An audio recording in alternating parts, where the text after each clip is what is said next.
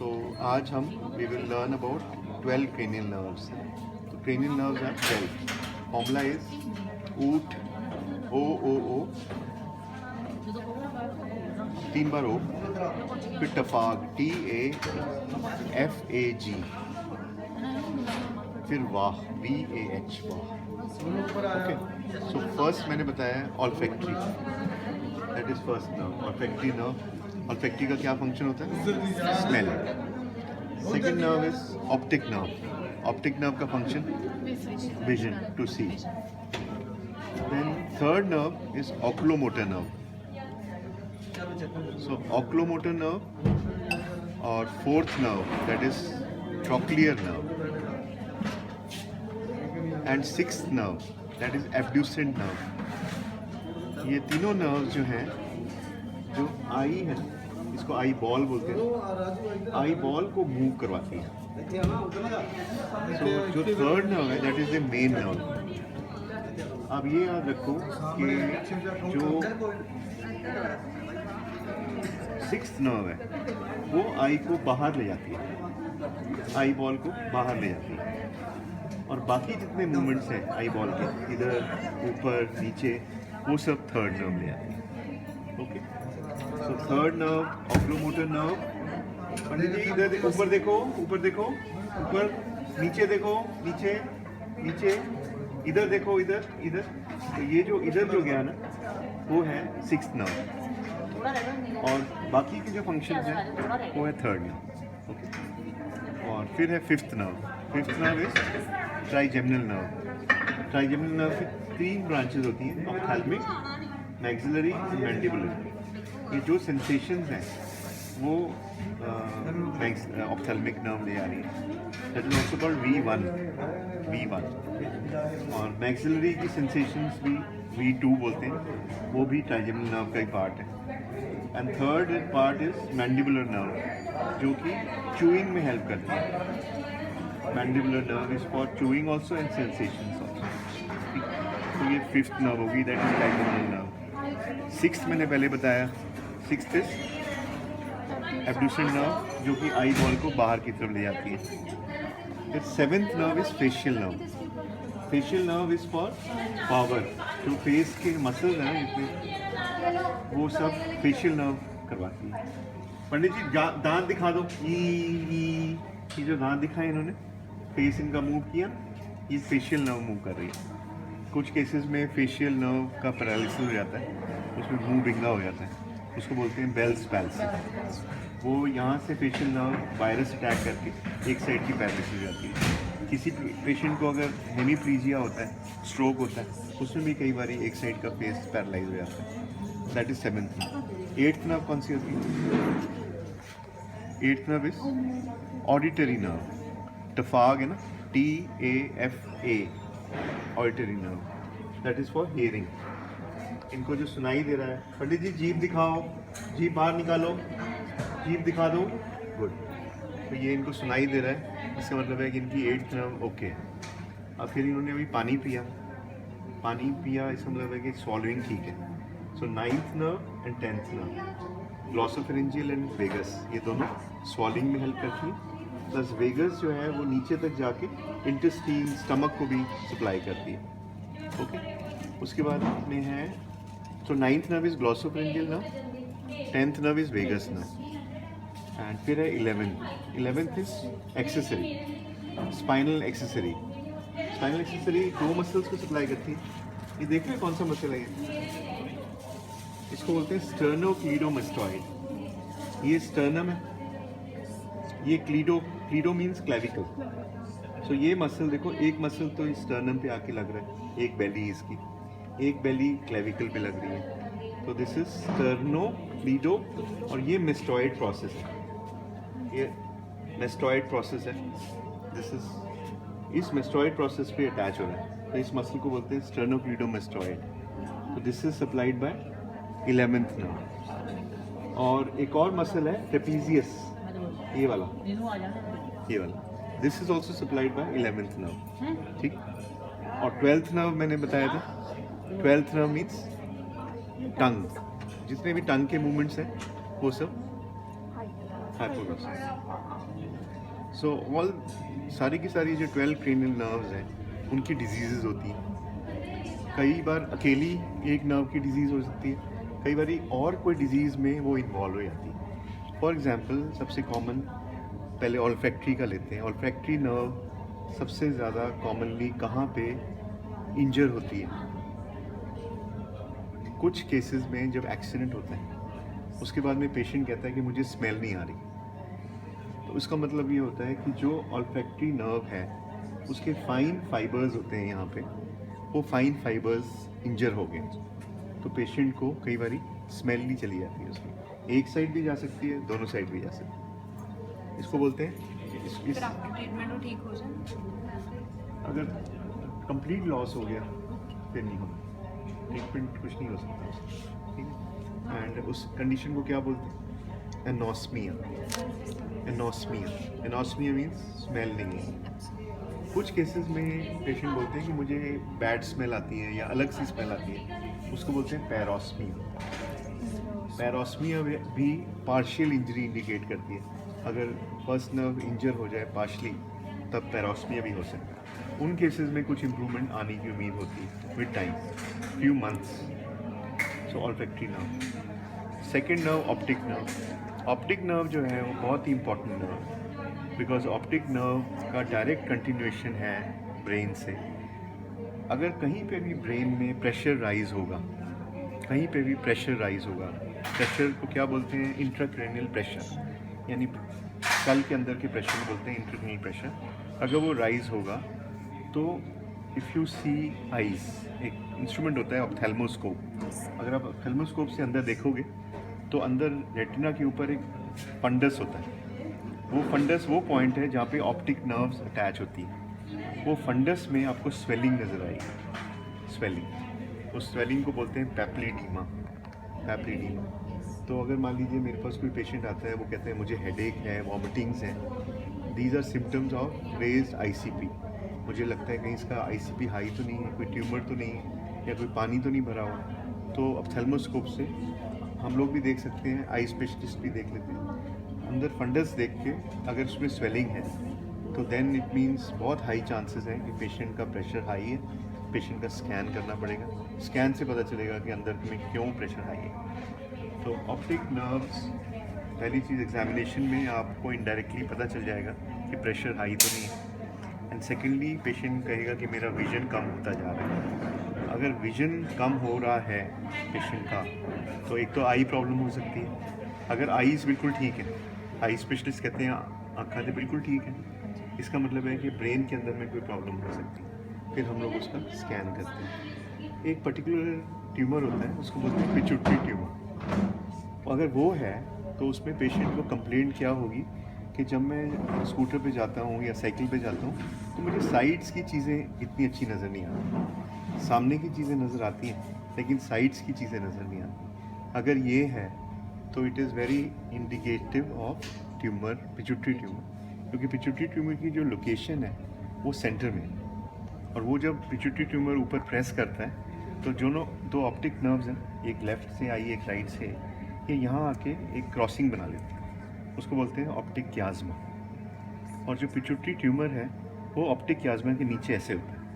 तो जब pituitary tumour increase होगा तो ये ऑप्टिक क्याज़्मा स्ट्रेच होगा, और स्ट्रेच होके जो लैटरल साइड के जो विजन है वो इफ़ेक्ट करता है, दोनों साइड। तो जो पेशेंट रेज्ड आईसीपी लेके आएंगे ट्यूमर्स, उनकी कंप्लेंट ये नहीं होगी कि साइड्स में नहीं कम, उनको लगेगा पूरा विजन मेरा कम हो रहा है। लेकिन अगर पिट्यूटरी ट्यूमर का पेशेंट आएगा तो वो कंप्लेंट स्पेसिफिकली हो सकती है कि वो कहेगी मैंने साइड नज़र नहीं आ रहे, सेंटर में नज़र आ रहा है। ओके, तो ऑप्टिक नर्व हो गया। अच्छा, ऑक्लोमोटर नर्व मूवमेंट के लिए, और फोर्थ नर्व भी मूवमेंट के लिए, सिक्स्थ नर्व भी मूवमेंट के लिए। ये अगर मूवमेंट में कोई प्रॉब्लम हो तो उसके अलग अलग कॉजेज़ हो सकते हैं। मोस्ट जो कॉमन है कि कोई इंजरी हुई थर्ड नर्व को, या प्रेशर एकदम हाई हुआ हेड इंजरी में, तो एक साइड की नर्व पैरालाइज हो गई, थर्ड नर्व। जब थर्ड नर्व पैरालाइज हो जाएगी तो एक तो जो आई बॉल है, जो नॉर्मल मसल है, जो इफेक्ट नहीं हुआ, वो लैटरल साइड में है, that is called lateral rectus. वो सिक्स्थ नर्व सप्लाई करती है। बाकी के मूवमेंट्स थर्ड नर्व सप्लाई करती है। तो अगर थर्ड नर्व अफेक्ट होगी तो सिक्स्थ नर्व क्या करेगी, उसको अपनी तरफ खींच लेगी। तो आप देखोगे पेशेंट की जो आई बॉल है, जो डेला है, वो ऐसे बाहर को हो गया। अगर वो पेशेंट का डेला बाहर को हो गया है, इसका मतलब है कि सिक्स्थ नर्व तो ठीक है, लेकिन थर्ड नर्व अपना काम नहीं कर रही, तो वो इधर को हो गया। और प्लस अगर आप प्यूपल देखेंगे तो प्यूपल थोड़ा सा डायलेट होगा। अगर प्यूपल डायलेटेड है और आई बॉल बाहर को आई हुई है, इसका मतलब है कि इसकी थर्ड नर्व इफेक्ट हो गई। ओके। और फिर फिफ्थ नर्व में पेशेंट को सेंसेशंस नहीं होंगी, और मैंडिबल नर्व अगर वो है तो च्यूइंग में प्रॉब्लम है। प्लस एक बहुत ही कॉमन बीमारी है जो कि बहुत ही टिपिकल है, वो आपको पता होना चाहिए। उसको बोलते हैं ट्राइजेमिनल, तो नर्व का नाम है ट्राइजेमिनल न्यूरैल्जिया। सुना है कभी नाम? नहीं। ट्राइजेमिनल न्यूरैल्जिया में टिपिकली करंट लाइक सेंसेशन होती है, एज इफ कि करंट लग रहा है। पेशेंट कहता है कि जब भी मैं ब्रश करता हूँ, जब भी मैं खाना खाता हूँ, तो सीवियर मुझे करंट लगता है यहाँ से। वो जो करंट है वो अगर V1 में है तो इसका मतलब है कि ऑप्थेल्मिक नर्व अफेक्टेड। अगर मैक्सिलरी नर्व में अफेक्टेड है तो उसका मतलब मैक्सिलरी नर्व अफेक्टेड। यानी डिपेंड करता है कि ट्राइजेमिनल जो न्यूरैल्जिया है, जो करंट लाइक सेंसेशन है, वो कौन से एरिया में जा रही है, ऊपर जा रही है कि इधर जा रही है कि इधर जा रही है। अगर ऊपर जा रही है तो हम कहते हैं इसका V1 नर्व ट्राइजेमिनल न्यूरैल्जिया है, यानी ऑप्थेल्मिक नर्व अफेक्टेड है। अगर मैक्सिलरी में जाएगी तो मैक्सिलरी नर्व, अगर मैंडिबुलर में जाएगी तो मैंडिबुलर नर्व। और ट्राइजेमिनल न्यूरैल्जिया का जो कॉज है वो अननोन है, लेकिन कुछ परसेंट केसेस में एक आर्टरी होती है, उसको बोलते हैं आइका, एंटीरियर इंफीरियर सेरेबेलर आर्टरी। वो आर्टरी फिफ्थ नर्व को ऐसे टक टक करती है ब्रेन के अंदर। तो वो हम एक उसका MRI करवाते हैं। MRI सीक्वेंस में हमें एक लूप नज़र आ जाता है कि ये वेस्कुलर लूप है जो कि नर्व को पुश कर रहा है।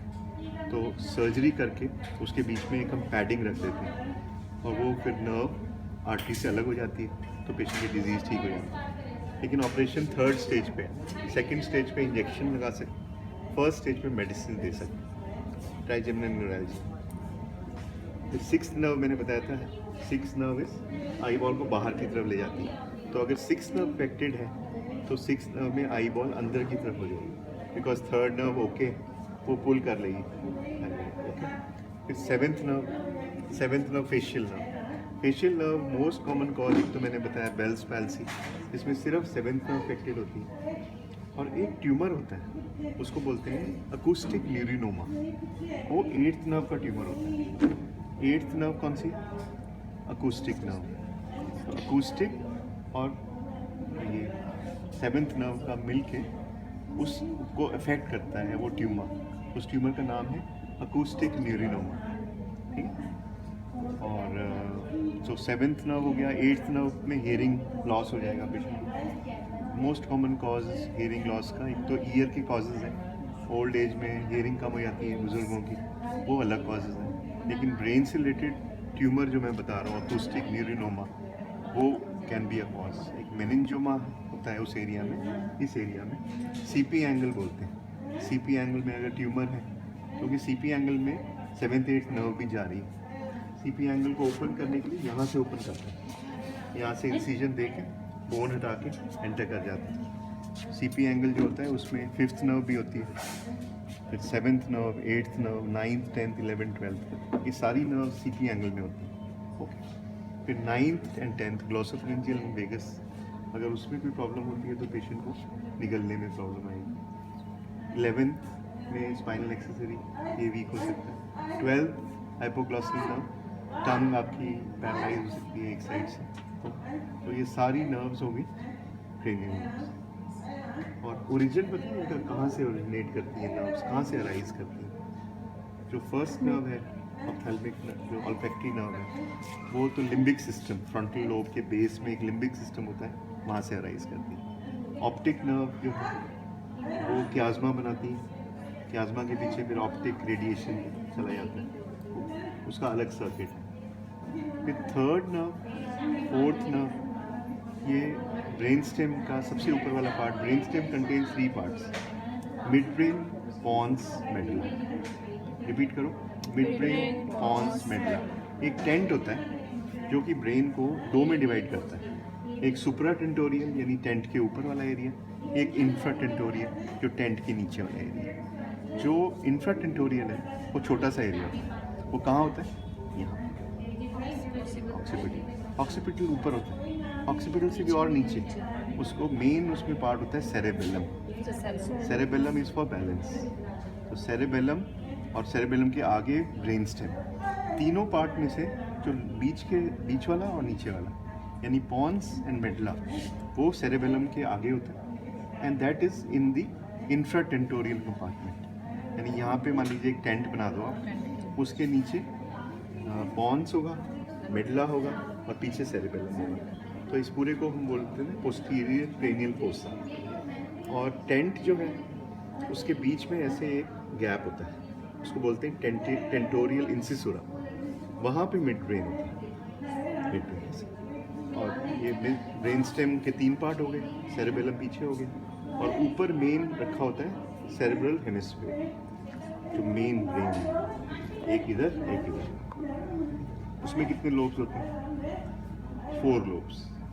ऐसे करो, दिस इज फ्रंटल लोब, यहाँ तक ये ब्राइटल लोब, ये ऑक्सीपिटल। ऑक्सीपिटल से और पीछे जाओगे नीचे सेरेबेलम, सेरेबेलम। आगे से शुरू करो, फ्रंटल यहाँ तक ये ब्राइटल, फिर ऑक्सीपिटल, फिर सेरेबेलम और साइड्स में टेम्पोरल। तो फ्रंटल लोब जो होता है वो सबसे बड़ा लोब होता है। उसके 3 फंक्शन याद रख लो। एक तो पावर देता है, लेफ्ट साइड का फ्रंटल लोब राइट साइड को पावर देता है, right arm, right face, right leg. और एक स्पीच जो मैं बोल रहा हूँ, मेरा एरिया लेफ्ट साइड में होता है, स्पीच एरिया, उसको बोलते हैं ब्रोकाज एरिया। वो एरिया में अगर कोई प्रॉब्लम आ जाए तो बोलना बंद हो जाता है पेशेंट। कई पेशेंट्स होते हैं जो बोल नहीं पाते, इसका मतलब है उनका स्पीच एरिया अफेक्टेड है। और एक गेज, मैं इधर देख रहा हूँ, इधर देख रहा हूँ, ये भी कोऑर्डिनेशन फ्रंटल लोब करता है। और पैराइटल लोब का एक ही फंक्शन है, टच करते हैं। और एक और हाइडमेंटल फंक्शन है, डिटेल्स बाद में पढ़ाएंगे। और ऑक्सीपिटल लोब का एक फंक्शन, विजन। जैसे आईज हैं, आईज तो ट्रांसमिट कर रही है अंदर, अल्टीमेटली जो सेंसेशन जा रही हैं वो जा रही हैं ऑक्सीपिटल लोब। और ऐसे टेम्पोरल लोब का एक फंक्शन बता दो, memory wise 1, the other is understanding. जो हम बोल रहा हूँ मैं, आपके कान सुन रहे हैं, लेकिन अगर टेम्पोरल लोब ठीक नहीं है तो आपको अंडरस्टैंड नहीं कर पाते। तो एक अंडरस्टैंडिंग एरिया भी होता है, उसको बोलते हैं वर्निकेज एरिया। जो मैं बोल रहा हूँ वो तो है ब्रोकाज एरिया, वो फ्रंटल लोब में, और आप जो समझ रहे हो वो है वर्निकेज एरिया। तो ये सेरेब्रल हेमिस्फीयर हो गया, फिर ब्रेन स्टेम हो गया, सेरेबेलम हो गया। इसके अलावा एक बेसिल गैंग्लिया होते हैं, एक थैलेमस होता है, अंदर होते हैं, वो फाइन मूवमेंट्स, कोऑर्डिनेशन वगैरह के लिए होता है। ठीक, तो ग्रॉस ये हो। तो स्टार्ट कहाँ से किया था हमने? आज की क्लास स्टार्ट कहाँ से की? क्रेनियल नर्व्स, 12 क्रेनियल नर्व्स से कैसे चेक करना, सारी नर्व्स याद करना चाहिए। ठीक है, फिर नर्व्स का फंक्शंस, उनकी डिजीजेज मेनली वो पढ़ी। उसके बाद कहाँ से ओरिजिन होता है नर्व्स का, अच्छा ओरिजिन रह गया था। 3rd, 4th नर्व तो राइज होती है मिड ब्रेन से। 5th, 6th, 7th, 5th, 6th, 7th ये होती हैं बीच में पॉन्स से।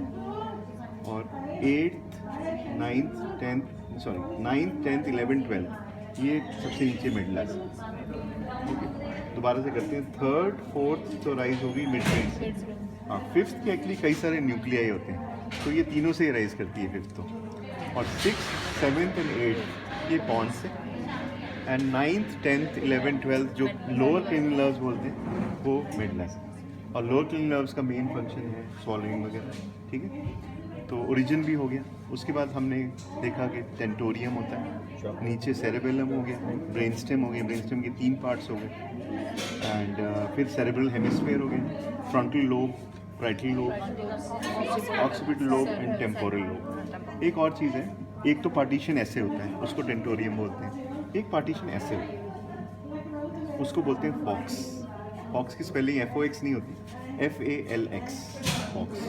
वो दोनों हेमिस्फेयर्स के बीच में होता है। हाँ, जब हम ब्रेन ओपन करते हैं तो हमें वो नज़र आता है। तो लेफ्ट साइड का ब्रेन इधर होता है, राइट साइड का ब्रेन इधर होता है, बीच में फॉक्स होता है। और ऐसे वाले पार्टीशन को टेंटोरियम सेरेब्रम। तो ये पूरा स्कल हो गया, ब्रेन हो गया, सेंट्रल नर्वस सिस्टम, उसमें क्रेनियल नर्व्स हो गई और ब्रेन हो गई। बाकी नेक्स्ट टाइम फिर हम पेरिफेरल नर्व्स और स्पाइनल कॉर्ड वो पढ़ेंगे, ठीक है। तो आप पढ़ोगे इसको? बस ठीक है, थैंक यू। बुक कौन सी यूज़ करते हो आप?